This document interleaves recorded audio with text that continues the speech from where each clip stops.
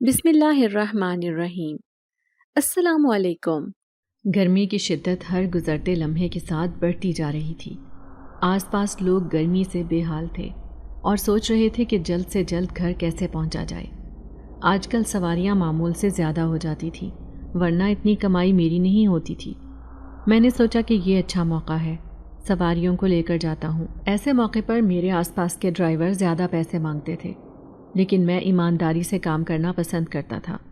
میرا ایمان تھا کہ رزق اللہ ہی دیتا ہے، تو مجھے مسافروں کے ساتھ بے ایمانی یا زیادتی نہیں کرنی چاہیے۔ اس لیے میں سب کو اسی کرائے پر لے کر جاتا تھا جس پہ روزانہ لے کر جاتا۔ سواریاں میرے پاس بہت زیادہ آتی تھیں۔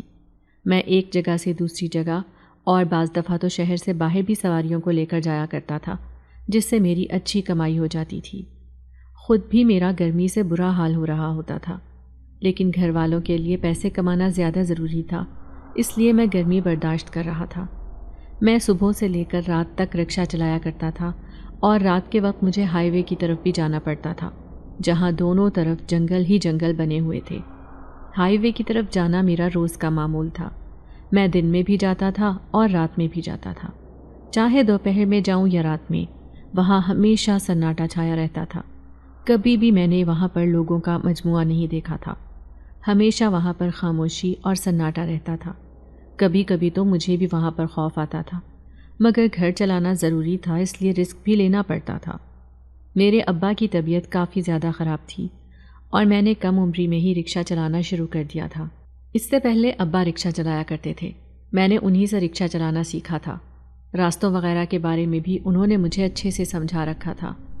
ان کی طبیعت اتنی خراب ہو گئی کہ وہ بستر پر آ پڑے۔ گھر کا خرچہ چلانا بہت مشکل ہو گیا تھا۔ ہم دو ہی بھائی تھے، میری کوئی بہن نہیں تھی۔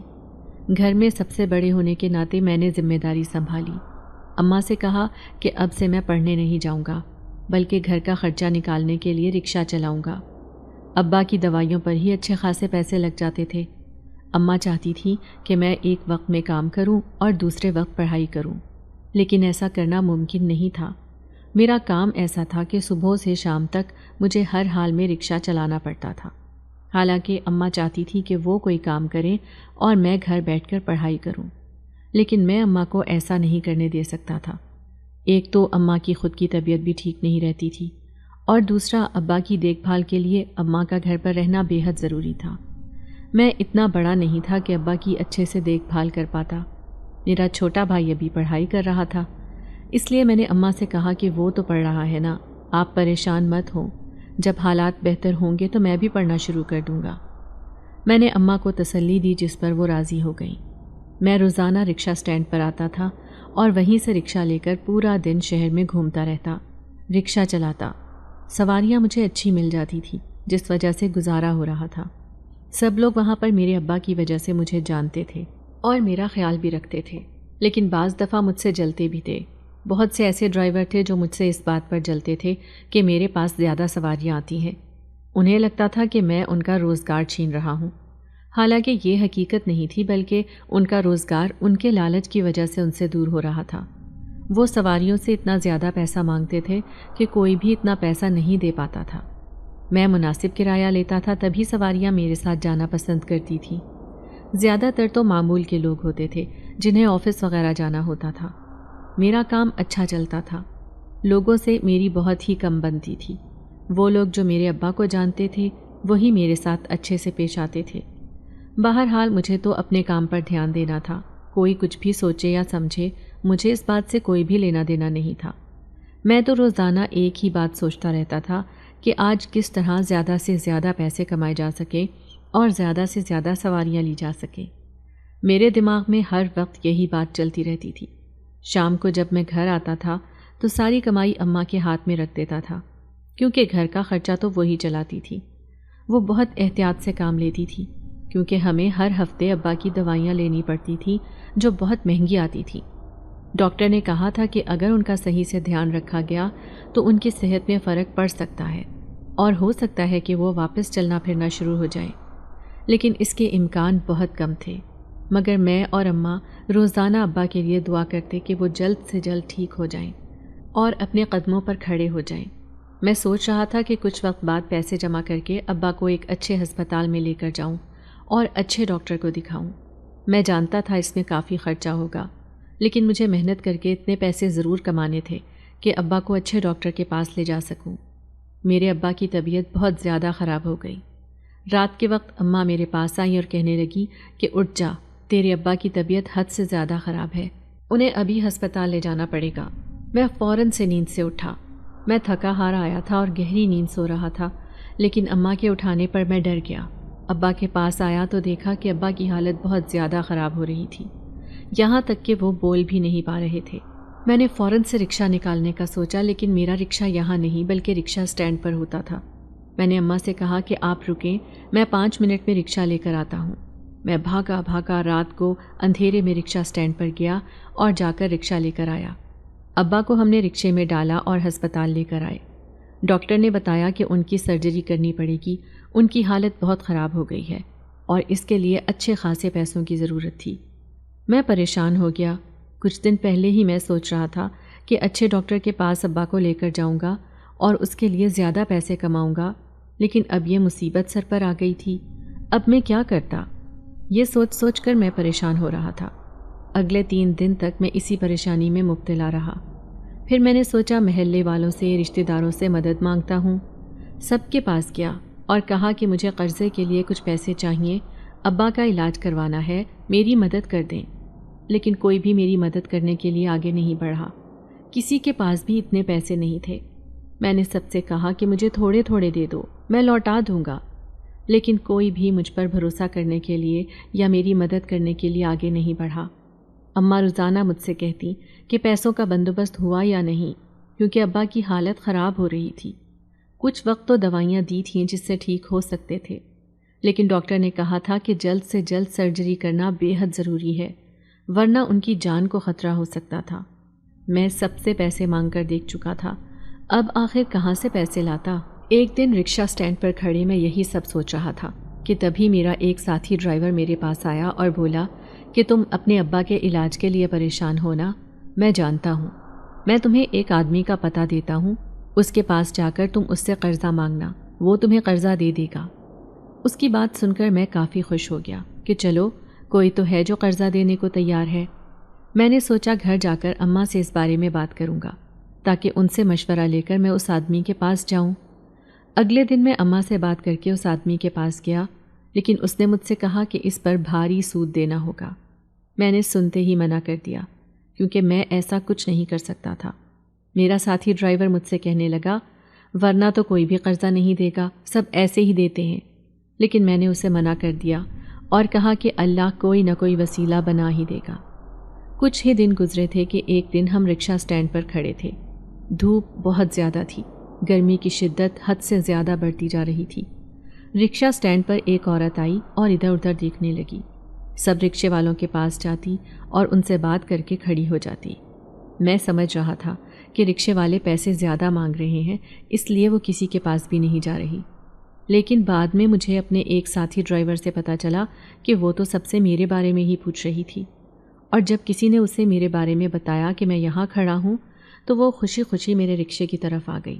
میں حیران ہوا کہ وہ میرے بارے میں کیسے جانتی ہے، ہو سکتا ہے کسی مسافر نے اسے بتایا ہو، ایسی سواری جو میرے رکشے میں روز بیٹھتی ہو۔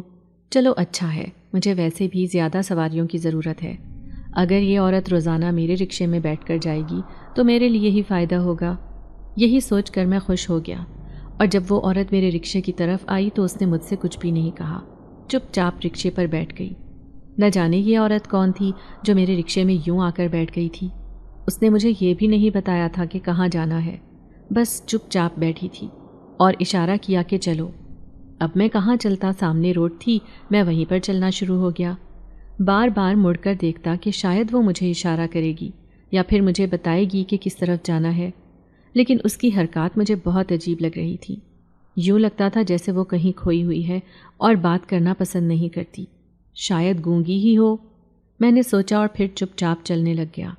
وہ سڑک سیدھی تھی اور میں جانتا تھا کہ یہ سڑک ہائی وے کی طرف جاتی ہے۔ اب اگر میں اس سڑک پر چلتا رہا تو شہر سے باہر نکل جاتا، اور وہاں سے باہر اسے کہاں چھوڑتا یہ مجھے نہیں پتا تھا، اور اتنی دور تک لے جانے کے بعد اگر وہ عورت مجھے کرایہ بھی نہ دیتی تو میرا تو نقصان ہو ہی جانا تھا۔ ویسے بھی پٹرول اتنا مہنگا تھا کہ ایک ایک قطرہ بہت قیمتی تھا۔ میں بار بار پریشانی سے اس عورت کی طرف دیکھ رہا تھا۔ مجھے اس سے ویسے بھی ڈر لگ رہا تھا، اس لیے میں نے اسے چپ چاپ اپنے رکشے پر بٹھا لیا تھا۔ تھوڑا آگے پہنچ کر اس نے مجھے رکنے کا اشارہ کیا اور مجھ سے کہا کہ مجھے ٹھنڈا پانی چاہیے، گرمی بہت ہو رہی ہے، کیا تم مجھے پانی لا دو گے؟ اتنی دیر میں اس نے پہلی بار کچھ بولا تھا۔ پھر اس نے اپنے بیگ سے پیسے نکال کر مجھے دیے اور کہا کہ پانی لا دوں۔ شکر ہے اس کے پاس پیسے تو ہیں۔ مجھے دل ہی دل میں تسلی ہوئی، یعنی کہ یہ میرا کرایہ دے دے گی۔ میں پاس بنی دکان پر گیا اور وہاں سے ٹھنڈے پانی کی بوتل لے آیا۔ ایک بوتل میں نے اپنے لیے بھی خرید لی تھی، کیونکہ گرمی تو واقعی میں بہت زیادہ ہو رہی تھی۔ میں رکشے میں آیا تو دیکھا وہ عورت بیٹھی رو رہی تھی۔ میں نے اس سے کوئی سوال نہیں کیا، کیونکہ میں دوسروں کے کاموں میں مداخلت نہیں کرتا تھا۔ چپ چاپ رکشے میں بیٹھ کر رکشہ چلانے لگا اور اس عورت سے ایک بار پھر پوچھا کہ آپ کو کہاں جانا ہے؟ اس نے کہا کہ بس اسی سڑک پر چلتے رہو، میں تمہیں بتا دوں گی کہ کہاں جانا ہے۔ وہ اکیلی عورت ہائی وے کی طرف کیوں جانا چاہ رہی تھی؟ وہاں تو ایسا کچھ بھی نہیں تھا جہاں وہ جاتی۔ اور جب یہی سوال میں نے اس سے کیا تو اس نے کہا اپنے کام سے کام رکھو، میں تمہیں اس کا اچھا کرایہ دوں گی۔ میں چپ چاپ چلنے لگا۔ کافی لمبا سفر تھا۔ 2 گھنٹے بعد میں ہائی وے کے بیچ میں پہنچ چکا تھا۔ اس دوران اس عورت نے ایک بار بھی مجھے مخاطب کر کے کچھ نہیں کہا تھا۔ جیسے ہی میں بیچ میں پہنچا مجھے کچھ عجیب لگا۔ میں اس سے پوچھ رہا تھا کہ کہاں پر اترنا ہے، ہائی وے آ چکا ہے، لیکن وہ جواب ہی نہیں دے رہی تھی۔ میں نے مڑ کر دیکھا تو وہ پچھلی سیٹ پر بے ہوش پڑی تھی۔ یہ کیسے بے ہوش ہو گئی؟ مجھے پتہ کیوں نہیں چلا؟ اب میں کیا کروں گا؟ میں مسلسل سوچے جا رہا تھا۔ ایسی مصیبت آج سے پہلے تو کبھی بھی میرے سر پر نہیں پڑی تھی۔ وہ اکیلی عورت تھی اور بے ہوش ہوئی پڑی تھی۔ اب میں اس کا کیا کرتا؟ یہاں آس پاس کوئی گھر یا آبادی بھی نہیں تھی جہاں میں اسے چھوڑ دیتا۔ پھر میں نے سوچا کہ جہاں سے میں اسے لایا تھا واپس وہیں لے جاتا ہوں یا پولیس کے حوالے کر دیتا ہوں۔ میں کسی بھی مسئلے میں پڑنا نہیں چاہتا تھا۔ اس طرح سے تو میں ہی پھنس کر رہ جاتا، یا پھر مجھ پر یہ الزام لگ جاتا کہ میں کسی غلط ارادے سے اس عورت کو لے کر اس ہائی وے کی طرف گیا تھا۔ اس سے بہتر تھا کہ اپنے سر سے اس مصیبت کو اتار دیا جائے۔ یہی سوچ کر میں نے رکشہ واپسی کی طرف موڑا، لیکن اچانک سے میرا رکشہ چلنا ہی بند ہو گیا۔ میں نے اتر کر دیکھا، رکشے میں کوئی خرابی نہیں تھی، لیکن اس کے باوجود وہ چل نہیں رہا تھا۔ اب یہ ایک اور مصیبت آ گئی تھی۔ آج سے پہلے کبھی ایسا بھی نہیں ہوا تھا۔ مجھے لگا کہ میرا دن ہی خراب تھا۔ وہ عورت مسلسل وہاں بے ہوش ہی پڑی تھی۔ میں نے اس کے چہرے پر پانی کے چھینٹے مار کر اسے ہوش میں لانے کی کوشش کی۔ آس پاس سے اکا دکا گاڑیاں گزر رہی تھیں۔ میں نے کئی بار گاڑیوں کو بھی روکنے کی کوشش کی کہ کوئی گاڑی والا رک کر میری مدد کر دے، لیکن کوئی بھی نہیں رک رہا تھا۔ یہ جگہ ہی ایسی تھی کہ یہاں پر لوگ رکتے نہیں تھے، کیونکہ کسی بھی قسم کا خطرہ ہو سکتا تھا۔ ویسے بھی ایسی جگہوں کے بارے میں مشہور ہوتا ہے کہ یہاں پر جنات ہوتے ہیں یا پھر چڑیلیں ہوتی ہیں جو راستے روکتی ہیں اور مسافروں کو لوٹ لیتی ہیں، یا پھر ڈاکو بھی ہوتے ہیں۔ مجھے بہت احتیاط سے کام لینا تھا۔ لوگ مجھ پر بھروسہ نہیں کر رہے تھے۔ پھر میں نے اس عورت کو اپنے رکشے سے اتارا اور سڑک کنارے بٹھا دیا۔ شاید ہوا ملے تو اسے ہوش آ جائے۔ میری 1000 تدبیروں کے باوجود اس عورت کو ہوش نہیں آ رہا تھا۔ ہر گزرتے لمحے کے ساتھ میری فکر بڑھتی جا رہی تھی، کیونکہ تھوڑی دیر بعد شام ہو جانی تھی اور اندھیرا پھیل جانا تھا۔ ایسے میں اس کی مدد کیسے کر پاتا؟ اور میرا دل مان بھی نہیں رہا تھا کہ میں اس عورت کو یہاں اکیلے چھوڑ کر چلا جاؤں۔ مجھ میں ابھی اتنی انسانیت باقی تھی کہ میں ایک انسان کو مشکل میں دیکھ کر اس کی مدد کروں، نہ کہ اسے مشکل میں چھوڑ کر چلا جاؤں۔ میں نے موبائل نکالا اور سوچا کہ اپنے کسی ساتھی ڈرائیور کو کال کر کے اس سے کہتا ہوں کہ وہ یہاں پر آ جائے اور میری مدد کرے تاکہ ہم اس عورت کو بچا پائیں۔ میں نے اپنے ایک ساتھی ڈرائیور کو کال کی۔ اس نے مجھ سے وعدہ کیا کہ وہ 2 سے 3 گھنٹے میں میرے پاس پہنچ جائے گا۔ اس وقت اس کے پاس ایک سواری ہے، اسے اتار کر وہ سیدھا ہائی وے کی طرف ہی آئے گا۔ وہ مجھ سے حیرت سے پوچھ رہا تھا کہ میں اس وقت وہاں کیا کر رہا ہوں اور ایسی کیا مجبوری ہو گئی ہے جو وہاں رکنا پڑ رہا ہے۔ میں نے اسے بتایا کہ میرا رکشہ اچانک سے چلنا بند ہو گیا ہے، اس میں کوئی خرابی بھی نہیں ہوئی، اس کے باوجود وہ چل نہیں رہا، مگر مصیبت یہ ہے کہ یہاں کوئی لفٹ نہیں دے رہا۔ میرے ساتھ ایک مسافر عورت بھی ہے اور وہ بے ہوشی کی حالت میں ہے۔ میں کوئی مصیبت مول نہیں لینا چاہتا، اسے شہر جا کر اسے پولیس کے حوالے کرنا چاہتا ہوں۔ آگے پولیس جانے اور اس کا کام۔ میرے دوست نے کہا ٹھیک ہے، تم پریشان مت ہو، میں تھوڑی دیر میں آتا ہوں۔ میں جانتا تھا کہ اسے آنے میں 2-3 گھنٹے کا وقت تو لگ ہی جائے گا اور تب تک شام ہو جائے گی۔ میں وہیں اس عورت کے ساتھ بیٹھ گیا۔ وہاں سے گزرنے والے لوگ مجھے عجیب نظروں سے دیکھ رہے تھے، لیکن کوئی بھی رک نہیں رہا تھا، اور میں اس سوچ میں مبتلا تھا کہ اچانک سے میری گاڑی کو کیا ہو گیا ہے۔ یہ رکشہ جو میں کئی سالوں سے چلا رہا ہوں، کبھی اس نے اچانک سے ایسے مسئلہ نہیں کیا، اس میں تو کوئی خرابی بھی نہیں ہے، پھر یہ چل کیوں نہیں رہا؟ شام کا اندھیرا پھیلنے لگا تھا، مغرب کا وقت ہو چکا تھا، اور یہاں پر تو اندھیرا جلدی پھیلتا تھا کیونکہ آس پاس جنگل تھا۔ ایسے میں یہاں ٹھہرنا ٹھیک نہیں تھا، رات ہو جاتی تو مزید مشکل کا سامنا کرنا پڑتا۔ میں اپنے دوست کا انتظار کیے جا رہا تھا، لیکن وہ جو مجھے 2-3 گھنٹے کا بول رہا تھا، اب 4 گھنٹے گزر چکے تھے لیکن وہ نہیں پہنچا۔ میرے موبائل کی بیٹری بھی ختم ہو گئی۔ میں نے سوچا شاید اس عورت کے پاس موبائل ہوگا، اس کا بیگ وہیں رکشے میں پڑا ہوا تھا۔ میں رکشے کے پاس آیا اور اس کے بیگ کو کھول کر موبائل ڈھونڈنے لگا۔ میں جانتا تھا کہ یہ حرکت غلط ہے، لیکن اس وقت مجبوری تھی۔ پھر مجھے اس کا موبائل مل گیا، لیکن وہ تو بند تھا۔ اب میں کیا کرتا؟ ایسا کرتا ہوں کہ اس عورت کو ایک بار پھر سے ہوش میں لانے کی کوشش کرتا ہوں۔ یہی سوچ کر میں پانی کی بوتل لے کر اس عورت کی طرف مڑا، اور جب میں اس کے قریب گیا تو دیکھا وہاں تو کوئی عورت ہی نہیں تھی، وہاں کوئی وجود نہیں تھا۔ اچانک سے وہ عورت گئی تو کہاں گئی؟ میں نے حیرت سے ادھر ادھر دیکھا، کہیں کوئی اسے اٹھا کر تو نہیں لے گیا، لیکن یہاں تو کوئی اور تھا ہی نہیں۔ اب میں کیا کروں گا؟ میں وہیں سر پکڑ کر بیٹھ گیا۔ وہ بے ہوش عورت خود سے یہاں سے کہاں جا سکتی ہے؟ اس کا سامان بھی رکشے میں پڑا ہوا تھا۔ مجھے یہاں سے جلد نکلنا چاہیے، یہ نہ ہو کہ میں بھی کسی مصیبت میں پھنس جاؤں۔ میں فوراً سے اپنے رکشے میں آ کر بیٹھا اور دوبارہ سے اسے چلانے کی کوشش کی، اور اس بار وہ رکشہ چل گیا۔ اتنی دیر سے جو رکشہ چل ہی نہیں رہا تھا، اب کیسے چلا؟ میں نے فوراً سے رکشہ موڑا اور واپسی کی طرف چلنے لگا۔ میں بہت ہی زیادہ اسپیڈ سے چلا رہا تھا۔ میں جلد سے جلد اس ویران علاقے سے نکلنا چاہتا تھا، لیکن میرے ذہن کے پردے پر وہ عورت چپک کر رہ گئی تھی کہ آخر اچانک سے وہ عورت گئی تو کہاں گئی؟ کچھ تو اس کے بارے میں عجیب تھا۔ ہو سکتا ہے اسے ہوش آ گیا ہو اور وہ خود سے کہیں چلی گئی ہو، لیکن کم سے کم اسے مجھے تو بتانا چاہیے تھا۔ اور اس کا سامان، وہ اب تک میرے رکشے کی پچھلی سیٹ پر پڑا ہوا تھا۔ میں کافی لمبی مسافت طے کر کے رکشے والے اڈے پر پہنچا۔ میرا وہ دوست جو مجھ سے کہہ رہا تھا کہ میں آنے والا ہوں، وہیں بیٹھا کسی سے باتیں کرنے میں مصروف تھا۔ مجھے دیکھ کر وہ فوراً سے کھڑا ہو گیا اور بولا کہ میں بس آ ہی رہا تھا۔ میں نے اس سے کچھ بھی نہیں کہا اور چپ چاپ اپنا رکشہ وہاں کھڑا کر دیا اور پچھلی سیٹ سے سامان نکال کر اپنے گھر کی طرف چلا آیا۔ میں رکشہ یہیں کھڑا کرتا تھا اور گھر آنے کے لیے بس کا استعمال کرتا تھا۔ میں گھر پہنچا تو میری اماں نے کہا، کیا ہوا؟ اتنا پریشان کیوں لگ رہے ہو؟ کوئی مسئلہ ہو گیا ہے کیا؟ اور میرے ہاتھ میں لڑکیوں والا سامان دیکھ کر بولی، یہ کس کا ہے؟ میں نے کہا، ایک سواری بیٹھی تھی، غلطی سے چھوڑ کر چلی گئی، اگر کل آئے گی ڈھونڈتے ہوئے تو میں اسے واپس دے دوں گا، اسے کوئی بھی ہاتھ نہ لگائے۔ یہ کہہ کر میں اندر کمرے میں آ گیا اور اس سامان کو الماری میں رکھ دیا۔ دوسروں کی چیزوں میں گھسنے کا مجھے کوئی شوق نہیں تھا۔ میں نہیں چاہتا تھا کہ اس کی کوئی چیز خراب ہو۔ اگر اسے اپنے سامان کی پرواہ ہوئی تو وہ کل آ کر لے لے گی، ورنہ میں کسی جگہ چھوڑ دوں گا۔ اماں نے کہا کہ چلو تم نہا دھو کر آؤ، میں کھانا لگاتی ہوں۔ میں نے اماں سے کہا کہ مجھے کھانا نہیں کھانا ہے، میرا موڈ بالکل بھی اچھا نہیں ہو رہا۔ میں نہا دھو کر اوپر چھت پر آ کر بیٹھ گیا۔ گرمیوں کا موسم تھا، اس لیے میں زیادہ تر چھت پر ہی سوتا تھا، یہاں ٹھنڈی ہوا آتی تھی۔ اماں میرا رویہ دیکھ کر بہت حیران ہو رہی تھی، کیونکہ آج سے پہلے تو میں اس طرح کا رویہ کبھی بھی نہیں رکھتا تھا، اور بنا کھانا کھائے تو سونے کا میں تصور بھی نہیں کر سکتا تھا۔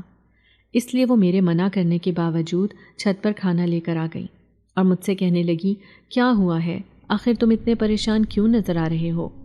بے شک تم کام سے تھکے ہارے آتے ہو، لیکن ہمیشہ خوش باش رہتے ہو، آج ایسا کیا ہوا ہے جو تم ایسے لگ رہے ہو؟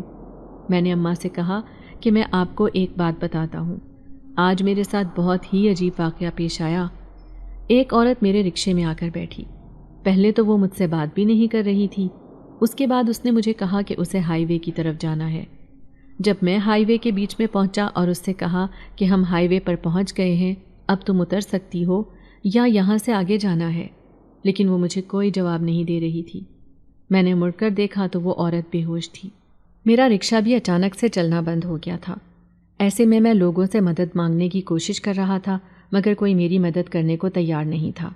شام ہو چکی تھی اور اچانک سے وہ عورت غائب ہو گئی۔ وہ کہاں گئی میں نہیں جانتا، حالانکہ وہ بے ہوشی کی حالت میں تھی۔ اس نے اپنا سامان بھی نہیں لیا اور غائب ہو گئی۔ میرے آس پاس اس وقت وہاں کوئی موجود نہیں تھا جو اس عورت کو نقصان پہنچانے کی کوشش کرتا۔ یہ واقعہ مجھے بہت زیادہ تجسس میں ڈال رہا ہے اور میں پریشان بھی ہوں۔ کیا مجھے پولیس کے پاس جا کر اس بارے میں بات کرنی چاہیے؟ اماں بولی، ہاں تم نے صحیح سوچا ہے، تمہیں پولیس کے پاس جانا چاہیے، ورنہ کل کو مصیبت تمہارے سر آ جائے گی۔ بہت سے لوگوں نے اس اکیلی عورت کو تمہارے رکشے میں بیٹھتے دیکھا ہوگا اور اس کا سامان بھی اٹھا کر تم یہاں لے آئے ہو۔ ایسا کرو کہ پہلی فرصت میں پولیس کے پاس جاؤ اور اس کا سامان بھی پولیس کے حوالے کر دو۔ اس طرح سے تم کسی بھی مصیبت میں پھنسنے سے بچ جاؤ گے، اور اگر وہ عورت کسی مصیبت میں ہوئی تو اسے بھی بچا پاؤ گے۔ اماں نے بالکل صحیح کہا تھا۔ میں فوراً سے اپنا کھانا چھوڑ کر اٹھا اور نیچے کی طرف آیا۔ پیچھے سے اماں نے مجھ سے کہا کہ پہلے کھانا تو کھا لو، اس طرح تم پریشانی میں جاؤ گے تو کوئی حل نہیں نکلے گا۔ لیکن میں نے اماں سے کہا کہ میں واپس آ کر کھانا کھا لوں گا، اس وقت میرا جانا ضروری ہے۔ الماری سے سامان نکالا اور اسے لیے اپنے چھوٹے بھائی کے ساتھ پولیس اسٹیشن کی طرف چلا آیا۔ میں نے وہاں آ کر انسپیکٹر کو ساری بات بتائی اور کہا کہ دوپہر کے وقت عورت بیٹھی تھی اور شام کے وقت وہ غائب ہو گئی۔ اس کا سامان بھی میرے رکشے میں ہی رکھا ہوا تھا۔ میں نے مناسب سمجھا کہ آپ کے پاس آ کر اس بارے میں بات کر لوں، کہیں اس عورت کو کوئی نقصان نہ پہنچ جائے اور میں بھی کسی مصیبت میں نہ پھنس جاؤں۔ انسپیکٹر نے کہا کہ تم نے بالکل ٹھیک کیا ہے، ہم ہائی وے پر جا کر ابھی پوچھ تاچھ کرتے ہیں اور اس عورت کو ڈھونڈنے کی کوشش کرتے ہیں، ہو سکتا ہے کہ وہ وہیں پر موجود ہو اور ہمیں مل جائے۔ پھر انہوں نے اس کا سامان کھول کر دیکھا تو اس کے اندر سے عجیب و غریب چیزیں نکلی تھیں، سیاہ رنگ کے کپڑے، عجیب پتھر اور کچھ بال۔ یہ سب کیا ہے؟ انسپیکٹر حیران ہوا۔ میں نے کہا میں نہیں جانتا، یہ اسی کا سامان ہے۔ ہم سب حیران ہو رہے تھے کہ یہ کیسا سامان رکھا ہوا ہے۔ عام طور پر تو عورتیں اپنے میک اپ کا سامان اور دوسری چیزیں رکھتی تھیں، مگر اس عورت نے تو عجیب چیزیں رکھی ہوئی تھیں۔ یقیناً اس کے اندر کوئی نہ کوئی عجیب بات ہے۔ میں اپنے بھائی کے ساتھ گھر واپس آ گیا اور اماں کو بتایا کہ میں اس کا سامان پولیس والوں کو دے کر آ گیا ہوں۔ اوپر آ کر میں اپنے بستر پر لیٹا اور سونے کی کوشش کرنے لگا، لیکن مجھے نیند ہی نہیں آ رہی تھی۔ کئی بار کروٹیں بدلنے کے بعد بھی جب مجھے نیند نہیں آئی تو میں جھنجھلا کر بیٹھ گیا۔ تبھی مجھے اپنی چھت کے کونے سے کسی کے باتیں کرنے کی آواز آئی۔ اس وقت چھت پر کون ہے جو باتیں کر رہا ہے؟ یہ کسی لڑکی کی آواز تھی، اور میرے گھر میں تو کوئی لڑکی تھی ہی نہیں۔ میں فوراً سے چھت کے اس کونے پر گیا تو یہ دیکھ کر میں حیران رہ گیا کہ جو عورت میرے رکشے میں بیٹھی تھی وہی وہاں بیٹھی خود سے باتیں کر رہی تھی۔ اسے دیکھ کر میری چیخ نکل گئی۔ میں نے اس سے کہا کہ تم یہاں کیا کر رہی ہو؟ تم تو وہاں بے ہوش ہو گئی تھی اور اچانک سے غائب ہو گئی تھی، آخر تم میرے گھر تک کیسے پہنچی؟ تو وہ غراہٹ نما آواز میں کہنے لگی، تم مجھے وہاں چھوڑ کر کیوں آ گئے؟ تمہیں یوں اکیلے مجھے چھوڑ کر نہیں آنا چاہیے تھا، مجھے تو لگا کہ تم ایک اچھے انسان ہو جو میری حفاظت کرو گے۔ میں نے اس عورت سے کہا کہ میں تمہاری حفاظت کے لیے ہی اتنی دیر تک وہاں رکا رہا تھا، لیکن تم اچانک سے غائب ہو گئی، اس لیے میں پولیس کے پاس چلا گیا۔ وہ زور زور سے ہنس کر کہنے لگی، پولیس مجھے کبھی نہیں ڈھونڈ سکتی ہے اور تمہیں یوں بھاگنا نہیں چاہیے تھا۔ تم نے یہ بھی نہیں سوچا کہ اگر کوئی مجھے نقصان پہنچا دے گا تو کیا ہوگا؟ میں نے اس عورت سے کہا کہ میں نے یہ سب سوچا تھا اور اسی لیے تمہارے ساتھ رکا رہا تھا۔ اب تم مجھے بتاؤ گی کہ تم کہاں چلی گئی تھی اور یوں اچانک بے ہوش کیوں ہوئی تھی؟ وہ تو مجھے سمجھ آتا ہے، شاید تم گرمی کی وجہ سے بے ہوش ہو گئی ہو، لیکن جب میں نے تمہیں وہاں بٹھایا تھا تو تم بے ہوشی کی حالت میں چلی کہاں گئی؟ کیا تمہیں کسی نے وہاں سے خود اٹھایا تھا یا تم خود گئی تھی؟ وہ عورت ہنس کر کہنے لگی، میں خود گئی تھی، کسی کے اندر اتنی ہمت نہیں ہے کہ مجھے وہاں سے لے کر جا سکے۔ میرا مقصد تمہیں پریشان کرنا ہرگز نہیں تھا۔ اب تم جا کر سو جاؤ، مجھے کل دوبارہ ہائی وے پر جانا ہے اور تم ہی مجھے وہاں لے کر جاؤ گے۔ میں نے اس سے کہا، میں تمہیں وہاں نہیں لے کر جاؤں گا، میرے گھر میں داخل ہونے کی ہمت بھی کیسے کی تم نے؟ اب جاؤ یہاں سے۔ تبھی میں نے اس کی آنکھوں میں چنگاریاں دیکھی، یوں لگتا تھا جیسے وہ اپنی آنکھوں سے آگ کے شعلے اگل رہی ہے۔ یہ منظر دیکھ کر میں ڈر کر پیچھے ہٹ گیا اور فوراً سے اپنے بستر میں جا کر لیٹ گیا اور بار بار نگاہیں اٹھا کر اس کونے کی طرف دیکھ رہا تھا جہاں وہ عورت وہیں بیٹھی تھی۔ جب تک میں نیند میں نہیں چلا گیا وہ وہیں بیٹھی رہی تھی۔ صبح جب میری آنکھ کھلی تو مجھے رات کا واقعہ یاد آیا۔ میں نے ادھر ادھر پوری چھت پر نگاہ دوڑائی لیکن وہ عورت کہیں پر بھی نہیں تھی۔ شاید وہ میرا خواب ہو یا پھر وہم، لیکن وہ حقیقت تھی۔ میں نیچے آیا تو اماں نے مجھ سے کہا کہ کیا ہوا، تم رات کے وقت چلا کیوں رہے تھے؟ تمہاری آواز نیچے تک آئی تھی۔ میں نے اماں سے کہا کہ کچھ نہیں، بس نیند میں شاید کوئی برا خواب دیکھ لیا تھا۔ اماں بولی اب تک تم اس بات کو اپنے سر پر سوار کیے بیٹھے ہو، چلو ناشتہ کرو، پھر تمہیں کام پر بھی جانا ہے۔ میں نے ان سے کہا کہ نہیں، میں کام پر آج نہیں جاؤں گا۔ مجھے یاد آیا کہ آج پھر مجھے ہائی وے پر اس عورت کو لے کر جانا ہے، اس لیے میں نے سوچا کہ میں آج ہرگز بھی نہیں جاؤں گا۔ میری طبیعت ٹھیک نہیں ہے، کل کے واقعے نے مجھ پر برا اثر چھوڑا ہے۔ اماں کہنے لگیں ٹھیک ہے، ویسے بھی گرمی بہت ہے، ایک دن نہ جاؤ تو کچھ نہیں ہوگا۔ ناشتہ کر کے میں اپنے کمرے میں چلا آیا۔ میں نے سوچا جا کر پولیس کو بتاتا ہوں کہ وہ عورت رات کو میرے گھر آئی تھی، لیکن پھر میں نے اپنے خیال کو جھٹک دیا کیونکہ میں اپنے آپ کو کسی مصیبت میں ڈال نہیں سکتا تھا۔ جب وہ عورت میرے گھر پہنچ سکتی تھی تو وہ کچھ بھی کر سکتی تھی، اب پولیس خود ہی اس سے نمٹ سکتی تھی۔ ابھی میں بیٹھا یہی سب سوچ رہا تھا تبھی گھر کا دروازہ بجا۔ اس وقت آخر کون ہوگا؟ میرا چھوٹا بھائی جا کر دروازہ کھولنے لگا اور پھر بھاگ کر واپس اندر آیا۔ کہنے لگا بھائی آپ کے لیے کوئی سواری آئی ہے، کوئی عورت ہے، اس نے کہا ہے کہ اسے اس وقت جانا ہے، کوئی اور رکشے والا لے کر نہیں جا رہا تھا۔ عورت کا نام سن کر میں حیران ہو گیا اور مجھے خوف بھی آنے لگا۔ میں جانتا تھا کہ یہ وہی عورت ہوگی۔ میں بھاگ کر دروازے پر آیا، دیکھا تو وہی عورت تھی۔ میں نے اس سے کہا کہ تم یہاں تک کیسے آ گئی؟ کل رات تو میرے گھر کی چھت پر تھی اور اب یہاں آ گئی، تمہیں آخر میرا گھر کس نے بتایا؟ وہ بولنے لگی میں نے تم سے کہا تھا نا کہ میرے ساتھ چلو، اب تم مجھے آج ہائی وے پر ضرور لے کر جاؤ گے، تم اپنے کام پر کیوں نہیں آئے ہو؟ میں کب سے تمہارا انتظار کر رہی تھی، تمہارا گھر ڈھونڈنا میرے لیے کوئی مشکل کام نہیں ہے۔ وہ عورت جتنی خوبصورت تھی اتنی ہی غسیل بھی تھی۔ امی نے مجھ سے کہا کہ دروازے پر کون ہے، کیا ہوا ہے؟ میں نے کہا نہیں، کوئی سواری ہے، اسے جانا ہے۔ اماں بولی ٹھیک ہے، لیکن آج تو تم کام پر نہیں جا رہے نا، منع کر دو، کوئی اور لے جائے گا۔ لیکن میں اماں سے کیا کہتا؟ میں نے کہا نہیں، میں چلا جاؤں گا، کوئی مسئلہ نہیں ہے۔ یہ کہہ کر میں نے اپنے رکشے کی چابی لی اور اس عورت کے ساتھ رکشہ اسٹینڈ کی طرف جانے لگا۔ راستے میں اس عورت نے مجھ سے ایک لفظ بھی نہیں کہا اور میں بھی چپ چاپ چلتا رہا۔ جب رکشے والوں نے مجھے ایک عورت کے ساتھ وہاں آتے دیکھا تو حیران رہ گئے اور کہنے لگے کہ کیا ہوا، اب سواریاں تو تمہارے گھر تک آنے لگ گئی ہیں۔ مجھے ان کی یہ بات بہت بری لگی۔ میں چپ چاپ اپنے رکشے کی طرف آیا اور اسے نکالا اور سٹارٹ کیا۔ اس عورت سے کہا کہ بیٹھو، میں تمہیں ہائی وے پر چھوڑ دیتا ہوں، لیکن اس کے بعد تم میرا پیچھا چھوڑ دینا، میں تنگ آ گیا ہوں تم سے، تمہاری وجہ سے میری زندگی مشکلات کا شکار ہو سکتی ہے اور میں اپنے گھر والوں کو کوئی نقصان نہیں پہنچنے دے سکتا۔ تم میرا پیچھا چھوڑ کیوں نہیں دیتی ہو؟ اور بھی تو رکشے والے ہیں، تم ان کے ساتھ چلی جاؤ۔ لیکن وہ عورت بولی مجھے تم پر بھروسہ ہے اور تم اچھے انسان ہو، میں تمہاری مدد کرنا چاہتی ہوں، اب تم چلو۔ میں نے اس سے کہا کہ مجھے کسی کی مدد کی ضرورت نہیں ہے اور تم میری مدد کیا کرو گی سوائے مجھے پریشان کرنے کے؟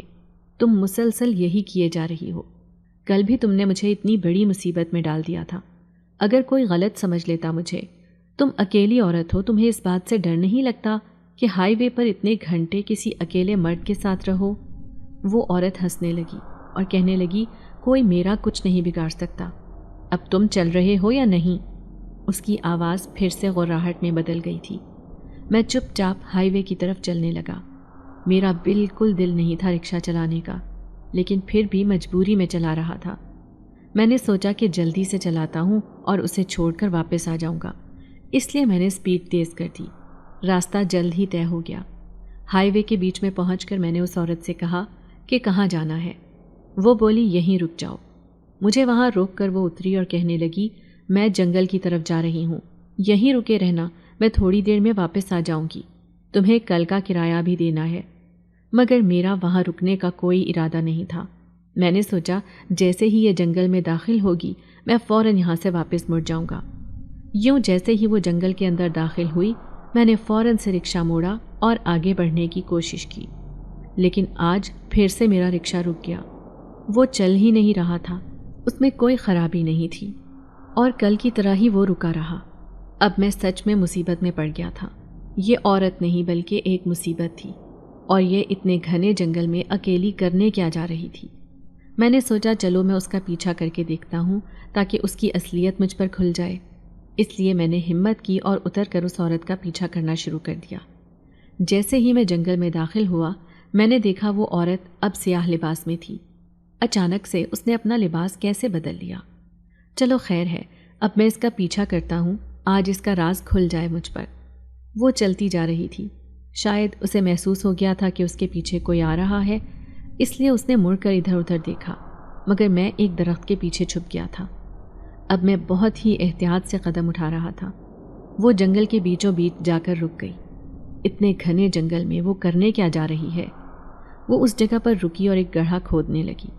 جب گڑھا بہت زیادہ گہرا ہو گیا تو وہ چپ چاپ اس کے اندر لیٹ گئی اور زور زور سے عجیب زبان میں کچھ پڑھنے لگی۔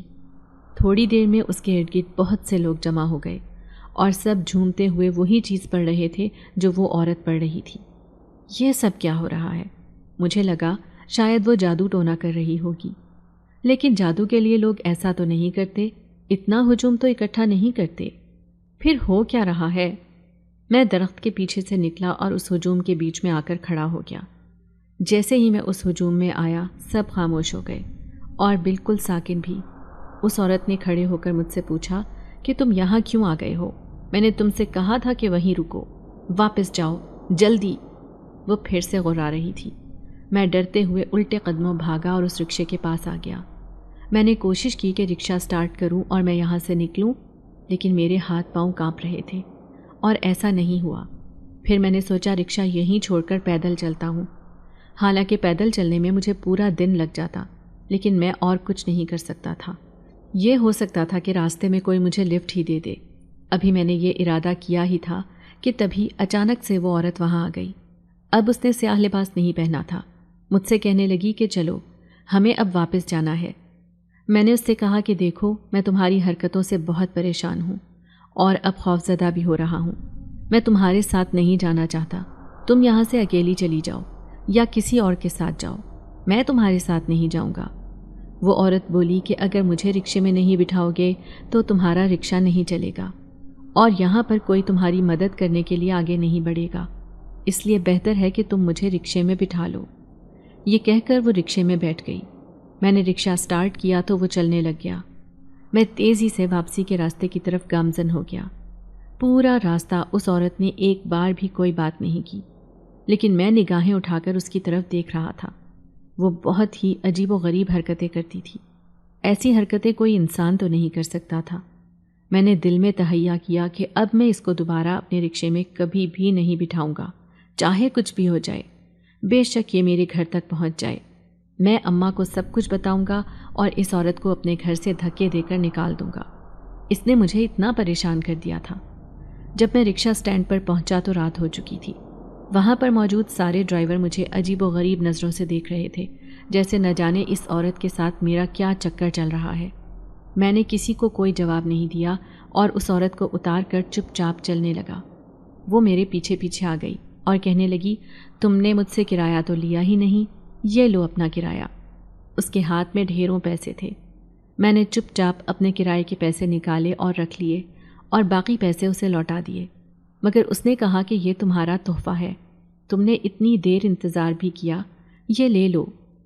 میں نے چپ چاپ اپنے پاس پیسے رکھ لیے کہ کہیں کل کو یہ پیسے دینے کے بہانے میرے گھر واپس نہ آ جائے۔ مجھے اس مصیبت سے چھٹکارا چاہیے۔ وہ میرے ساتھ ہی چلتی جا رہی تھی۔ آخر اسے کہاں جانا تھا؟ میں نے اس عورت سے کہا کہ تم میرے ساتھ کیوں چل رہی ہو؟ تو وہ اپنی جگہ پر کھڑی ہو گئی اور کہنے لگی ٹھیک ہے تم جاؤ، میں کچھ بھی نہیں کر رہی۔ پتہ نہیں کیسی عجیب عورت تھی۔ میں تیزی سے اپنے گھر کی طرف آیا، دروازہ بجایا تو اماں کہنے لگی کیا ہوا؟ کل بھی تیرے چہرے پر ایسی ہی گھبراہٹ تھی اور آج بھی، خیریت تو ہے نا؟ کیا وہ عورت دوبارہ آئی تھی؟ میں نے اماں سے کہا کہ کہ صبح جو عورت آئی تھی یہ وہی ہے، رات کے وقت یہ چھت پر بھی آئی تھی، یہ میرے گھر کیسے پہنچ گئی؟ آج یہ وہاں اس جنگل میں گئی تھی اور عجیب و غریب حرکتیں کر رہی تھی۔ ابھی اس نے مجھے بہت زیادہ پیسے بھی دیے ہیں۔ اماں میں کیا کروں؟ مجھے اس سے چھٹکارا چاہیے، لیکن یہ میرا پیچھا چھوڑنے کو راضی ہی نہیں ہے۔ لوگ مجھے غلط نظروں سے دیکھنے لگ گئے ہیں، یہ مجھے کوئی مصیبت لگتی ہے اماں۔ اماں بولی تیری باتوں سے تو یہی لگ رہا ہے کہ اسے تجھ سے کوئی مسئلہ ہے۔ کیا اب تو گھر پر بھی محفوظ نہیں ہے؟ اگر اس نے تجھے کچھ نقصان پہنچا دیا تو؟ کیا تو نے پولیس کو بتایا کہ وہ یہاں پر آتی ہے؟ میں نے اماں سے کہا کہ نہیں، میں ان مسئلوں میں پڑنا نہیں چاہتا ہوں۔ اگر میں نے پولیس کو بتایا تو ہو سکتا ہے کہ وہ مزید میرا پیچھا کرنے لگ جائے۔ مجھے بس اس سے بچ کر رہنا ہے۔ میں نہیں چاہتا کہ وہ گھر میں کسی کو نقصان پہنچائے۔ مجھے اس کے ارادے اچھے نہیں لگتے، لیکن وہ میرے ہی پیچھے کیوں پڑی ہے؟ وہاں پر اتنے رکشے والے ہیں، ان میں سے کسی کے رکشے پر کیوں نہیں بیٹھتی؟ اور اتنے پیسے کس لیے دیے؟ میں نے پیسے نکال کر اماں کے ہاتھ پر رکھے۔ اماں تو اتنے پیسے دیکھ کر حیران رہ گئی۔ وہ کوئی 50-60 ہزار روپے تھے۔ ایک دن کی سواری کو اس نے اتنے پیسے کس لیے دیے تھے؟ میں نے اماں سے کہا کہ میں اتنے پیسے اس سے لینا نہیں چاہتا تھا، لیکن اسی لیے لیے تاکہ کل کو یہ دوبارہ پیسے دینے کے بہانے نہ آ جائے۔ اماں بولی تم نے ٹھیک کیا ہے، خیر یہ پیسے ہمارے کسی کام آ جائیں گے۔ اچھا دیکھ، تو اب اس بات کا ذکر کسی سے مت کرنا، ورنہ آس پاس کے لوگوں میں خوف و ہراس پھیل جائے گا اور وہ ہمیں مجبور کریں گے کہ ہم یہاں سے نکل جائیں، اور ہم یہ محلہ چھوڑ کر کہیں بھی نہیں جا سکتے۔ تو یہ بات جانتا ہے نا؟ میں نے اماں سے کہا کہ ٹھیک ہے، میں اس بارے میں کسی کو بھی نہیں بتاؤں گا۔ میں نے اپنے سارے دوستوں سے بھی یہ بات چھپا لی تھی، لیکن وہ عورت تو میرے خوابوں میں بھی آنے لگ گئی تھی، ہمیشہ مجھے پریشان کرتی رہتی۔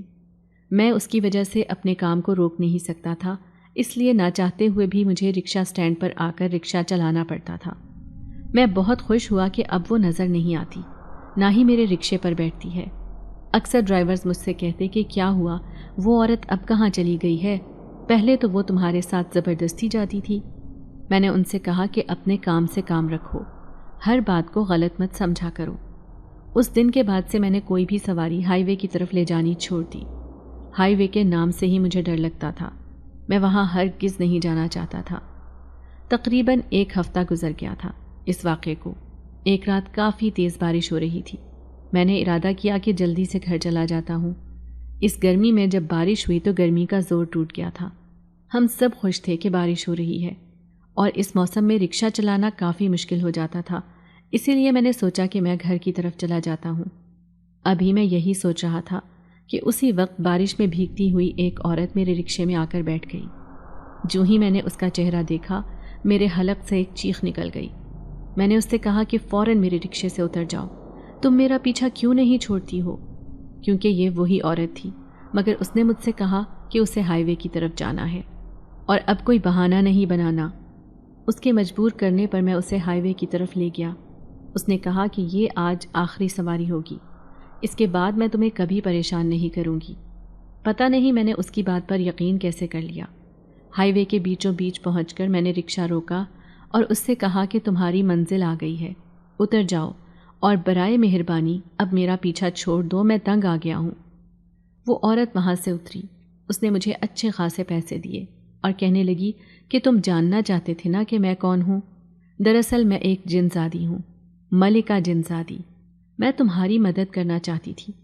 اس دن بے ہوشی کی حالت میں تم نے مجھے سنبھالے رکھا اور میرے لیے پریشانی بھی مول لی، اس کے لیے میں معذرت کرتی ہوں، لیکن میرا یہاں آنا بہت ضروری تھا۔ آج کے بعد میں تمہیں کبھی بھی نظر نہیں آؤں گی اور نہ ہی تمہیں پریشان کروں گی۔ یہ لو، یہ پیسے اپنے پاس رکھ لو۔ میں جانتی ہوں کہ تمہارے گھر کے حالات اچھے نہیں ہیں، اگر دوبارہ کبھی مدد کی ضرورت پڑی تو اسی جگہ پر آ کر رک جانا، میں تمہاری مدد کرنے کے لیے آ جاؤں گی۔ یہ کہہ کر وہ جنگل کے اندھیرے میں کہیں گم ہو گئی۔ اس برستی بارش میں میری آنکھوں کے سامنے وہ عورت جنگل میں گئی تھی۔ کیا واقعی میں وہ ایک جن زادی تھی؟ میں اس کی بات پر یقین نہیں کر پا رہا تھا۔ وہاں سے واپس آنے کی کوشش کی تو میرا رکشہ آج نہیں رکا اور آرام سے چلتا رہا۔ گھر پہنچ کر میں نے اماں کو پیسے دیے اور انہیں ساری بات بتائی۔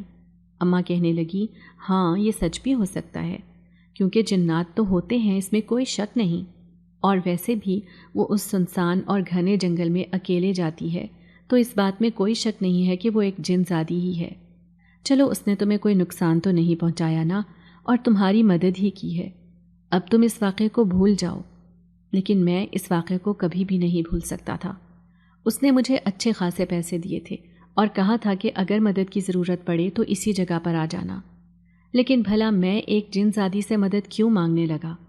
یہی سوچ کر میں اپنے معمول کی زندگی پر واپس آ گیا، اور وہ اپنے وعدے کے مطابق دوبارہ کبھی بھی نہیں آئی۔ اگر آپ کو آج کی ہماری کہانی پسند آئی ہے تو اسے لائک کیجیے اور اپنے پیاروں کے ساتھ شیئر کیجیے، اور ہاں، اگر آپ نے ابھی تک ہمارا چینل سبسکرائب نہیں کیا تو ضرور کیجیے۔ ملتے ہیں کل ایک نئی اور دلچسپ کہانی کے ساتھ، تب تک کے لیے اللہ حافظ۔